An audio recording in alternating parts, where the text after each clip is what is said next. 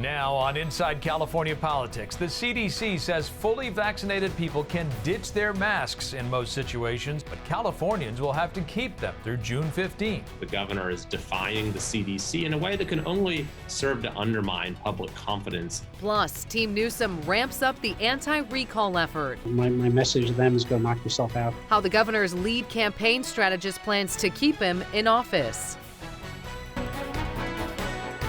Broadcasting across the Golden State, this is Inside California Politics.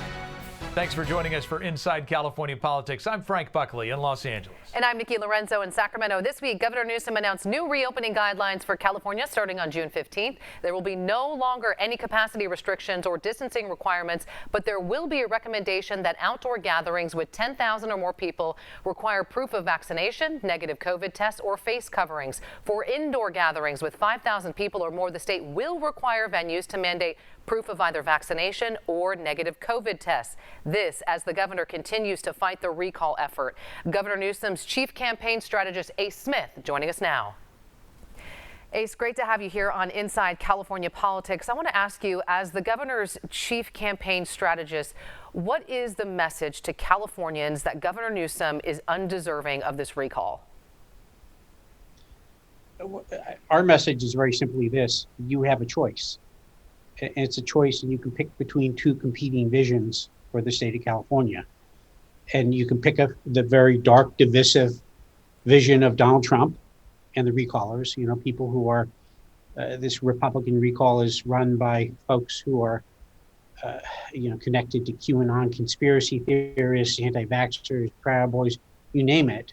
And their very dark vision for everything from microchipping immigrants to turning back the clock on Roe v. Wade, to letting, just denying climate change, you name it. I could spend all day, versus a very positive, optimistic vision for the future, one that says our diversity is actually an asset, and that we protect women, we provide health care, we protect our environment, and we seek justice for all, no matter your race. And many, many more things. But it's a dark vision of Donald Trump that the Republican recallers are trying to hide, versus the very optimistic vision of Governor Gavin Newsom.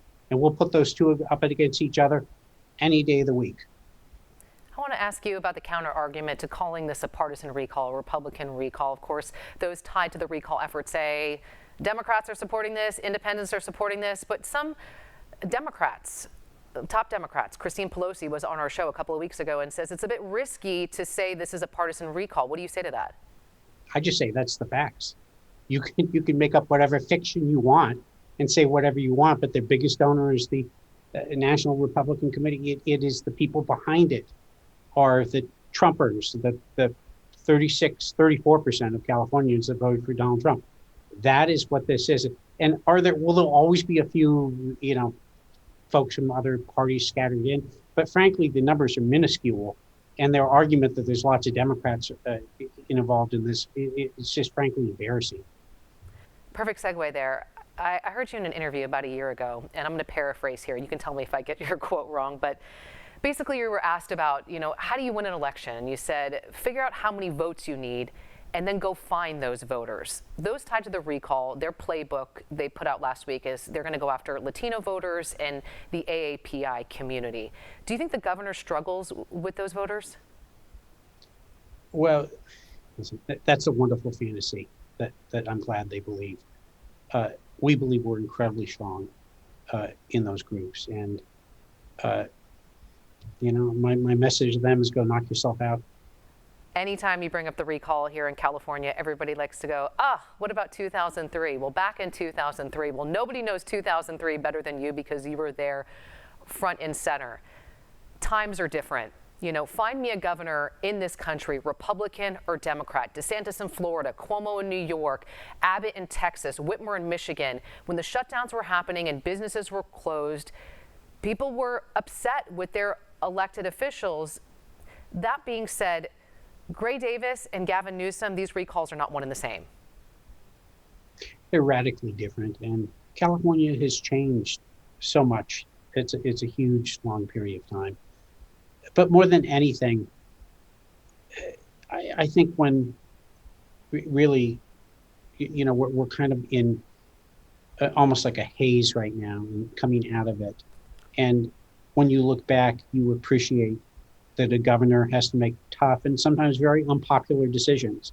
But when you reflect on those, looking back, I think you see that he made the right calls. I mean, there was another way, and that was the way of the Republican recallers and Donald Trump, which was to ignore the pandemic, to deny it, to tell people not to wear masks, to not take precautions, and ultimately actions that led to the deaths of thousands and thousands of Americans. And yes, there's a tougher, more unpopular way, and he took it. But I think in reflection, voters will realize that he did a good job. A. Smith, chief strategist for Governor Newsom's campaign and a veteran political consultant here in California. We appreciate your time here on Inside California Politics. Thank you. It's been an honor. Coming up, masks will be required in public until June 15th for most Californians. Why Assemblyman Kevin Kiley says that's the wrong move.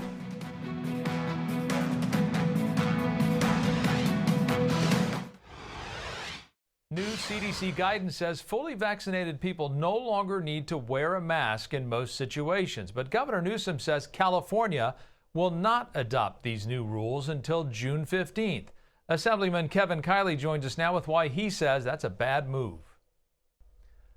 Assemblyman Kiley, this week Governor Newsom announced that California won't be adopting the new CDC masking guidelines until June 15th. The governor says this is an extra precaution to keep more Californians safe. Is that a sensible decision?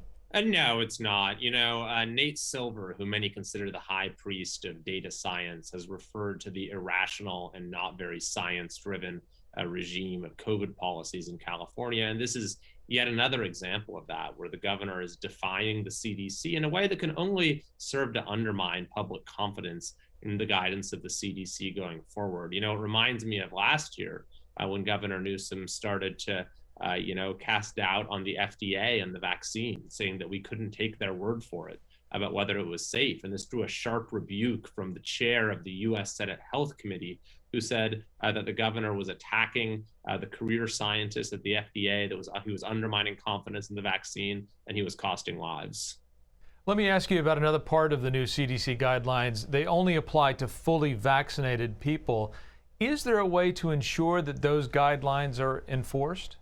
Well, I think that the CDC came to the conclusion that enough of the population has been vaccinated that the lack of the ability to necessarily distinguish one from the other is not as a concern or is not the overriding concern when it comes to public health. The fact is that you have very high levels of vaccination right now, and you have folks at the CDC who are certainly more qualified than I am to conduct this sort of analysis, and this was the conclusion that they came to. And so for sort of a political figure like Gavin Newsom to say that he actually knows better than they do, I think is frankly irresponsible. And it's of a piece with the way that our state has handled the entire COVID-19 experience. We've had public health officials for the last year saying that kids should be in school, that it's safe for them to be in school. It's much more dangerous for them to be out of school. And yet California has been 50th out of the 50 states in terms of getting our students back to the classroom. And yet California is among the leaders in the nation right now in terms of getting people vaccinated. Case numbers are going down, deaths are going down, hospitalizations all down. Aren't those all indicators of success against coronavirus? Yeah, well, across the country, thankfully, that's very true. And I think when it comes to things like vaccination, California was actually 50th out of 50th there as well at the beginning of this. I think now we're around the middle of the pack. But, when you look in terms of the overall measures of public health, very sadly, California ranks, near the bottom there as well. We have been the 5th deadliest state in the country when it comes to the COVID era, if you look at the important measure of excess mortality. And that, of course, is in addition to having just about the worst unemployment and, of course, the worst learning loss for our kids. So I think that it's a lesson, and it's a very hard-learned lesson, that when you have a state response like we have in California that simply defies the scientific consensus again and again, even when it comes to lockdowns, even for those who think that lockdowns in general were a good approach, California has gone outside of what consensus there exists in the 49 other states and imposed the harshest lockdowns in the country, doing things like restricting outdoor activity that a lot of public health experts believed led people to go and mingle more indoors, and actually contributed to California having the nation's largest COVID-19 surge this last winter. Many business owners want to be able to verify that someone is actually vaccinated as a way to protect their employees and their customers. Some have called for what's called a vaccine passport of some kind. Why isn't that a good idea?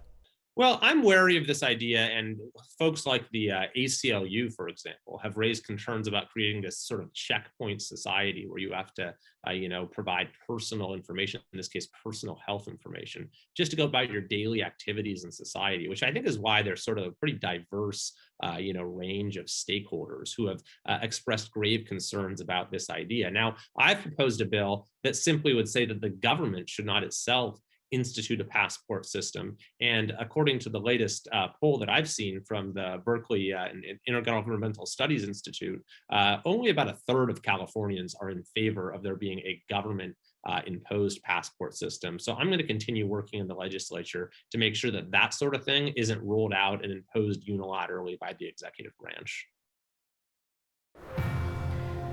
Coming up, race and voting in California, the polling trends we're seeing ahead of the pending recall election.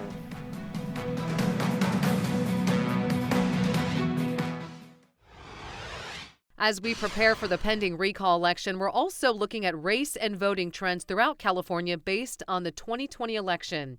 Here's a breakdown of likely voters by demographic from the Public Policy Institute of California.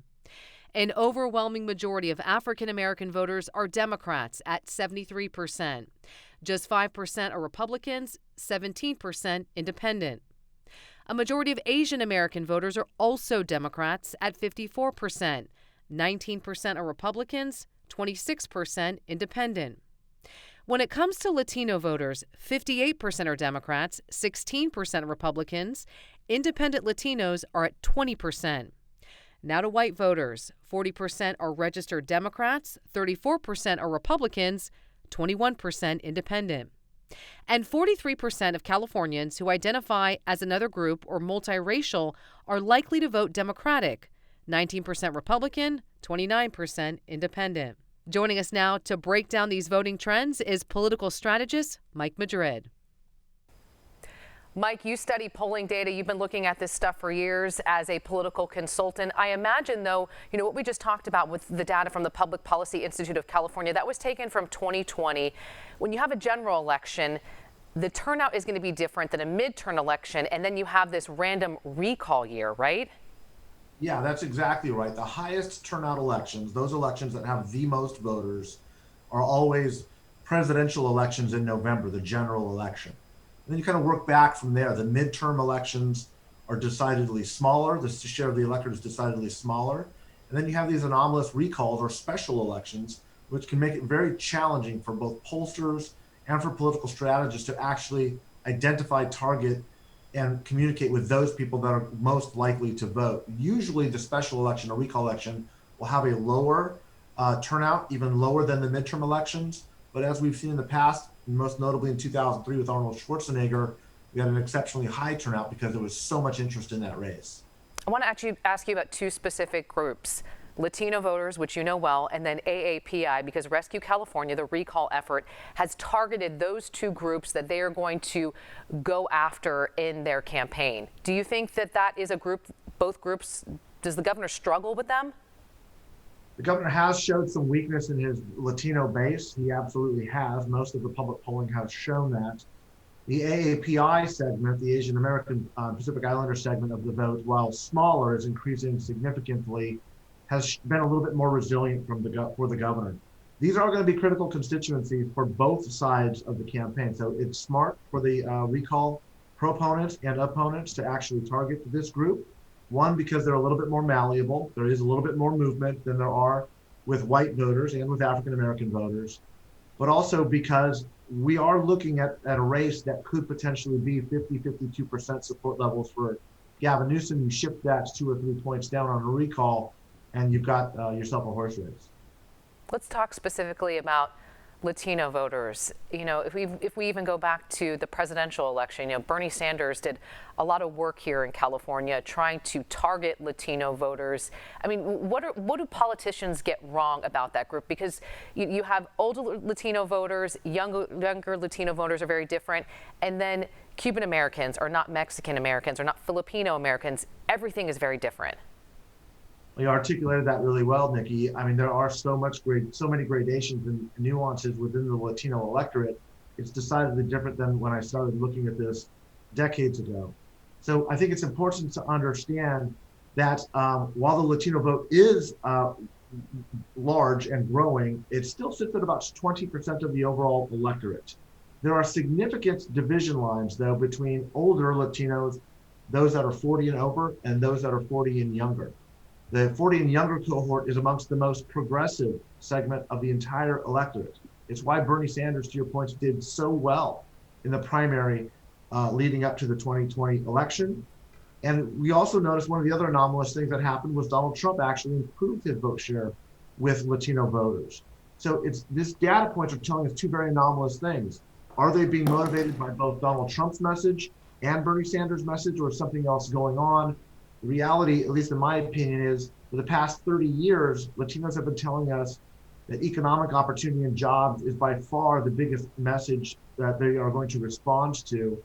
And that's what both messages were conveyed during both Bernie Sanders, his primary successes, as well as Donald Trump's resurrection with that share of the vote in the general election. Republican strategist Mike Madrid, thanks for your time here on Inside California Politics. We appreciate it. Thanks for having me, Nikki. Coming up, he's 29 years old with a 20-part plan to change California. We'll introduce you to the YouTuber challenging Governor Newsom in the pending recall election.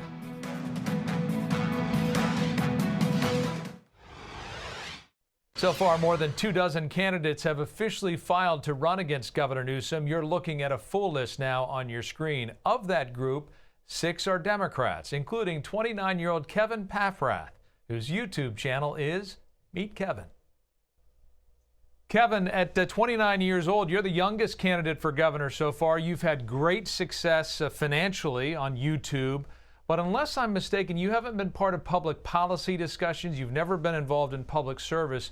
What do you say to those people who might think that this is just a publicity stunt? Wow, absolutely not the case at all. I believe I've been very well involved in public service by volunteering over 2,000 hours on the road as a law enforcement explorer in high school, National Honor Society, cleaning up parks. But even recently, my focus has been on news and financial related content on YouTube, where I will actually get into the nitty gritty of discussions on race, building wealth, and what our government is doing wrong so that everybody can prosper. And right now, California is failing its people, and it's time for a big change. Let me ask you about this. There's an article on a real estate website. It reports that you were arrested and charged with trespassing and disorderly conduct in 2019 after dressing up as a Christmas elf and running through the offices of a business rival. This rival is quoted as calling you a, quote, known troublemaker and stalker. Do you dispute that characterization or the facts of the case? Absolutely. Look, I look back at 2018 as an incredible time. I spent a lot of time sharing my perspectives, which were very different than the perspectives of many competitors on YouTube, on building wealth. And my belief is that individuals should have the right and the ability to build their wealth starting small. This was a particular individual who believes, no, you can't do it yourself. You need to start investing with this fund. So I've made videos criticizing his fund or sharing my opinion to bring attention to those. The day before Christmas Eve, we delivered flowers to his office. Shouldn't have done it. It was a YouTube prank. Looking back, hey, you know, sometimes that's what happens on YouTube. You get carried away with the entertainment aspect of YouTube. And since then, I've really turned my channel around to focus on solely providing value and content. And I've really put the entertainment factor aside. So if you look at my videos in 2018 and compare them to any of the 1,000 videos I've posted over last year, it's all about education and helping people build wealth. But no, I'm not a stalker and I'm not a trespasser. All charges dismissed, matter settled. You've claimed that you can house all of the homeless in California using emergency powers within 60 days. quote, even if we have to deploy and pay for our own National Guard to make it happen. How do you intend to use the National Guard to solve the complex issue of the homeless in California? The homeless issue is very complex and it's highly multifaceted. And that's why my 20-part plan addresses housing, schooling, mental health, transportation, traffic, so many issues. But yes, on day one of my administration, I'll be declaring a state of emergency and we'll be deploying the National Guard on day one to every area where there are folks who are homeless. We are going to provide them clothing, shelter, and safety. We're going to start by providing them 3 clean meals a day. We're going to partner with private businesses who today can't donate their leftover food, from example, from Whole Foods because they're worried about liability. We're going to get the government out of the way. We're going to provide food and clothing to people and make sure they're safe and not dying on the street. Then we're going to build facilities for them with the National Guard, all within 60 days. Oh, so the National Guard isn't going to be used to arrest the homeless or anything like that. They're going to be used to build housing. Is that right?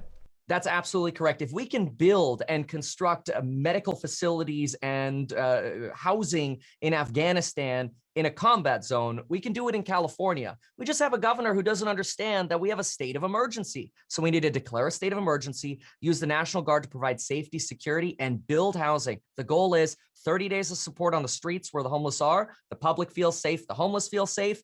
After the next phase, the next 30 days, is figuring out how we can transition at their will, which they're going to want to because it's going to be a lot better than living on the street, move them into temporary housing. And then we could start addressing the systemic problems such as education and mental health. You can see more of our interviews online. Just head to your local station's website and click on Inside California Politics. Thanks for watching Inside California Politics. We'll see you back here next weekend.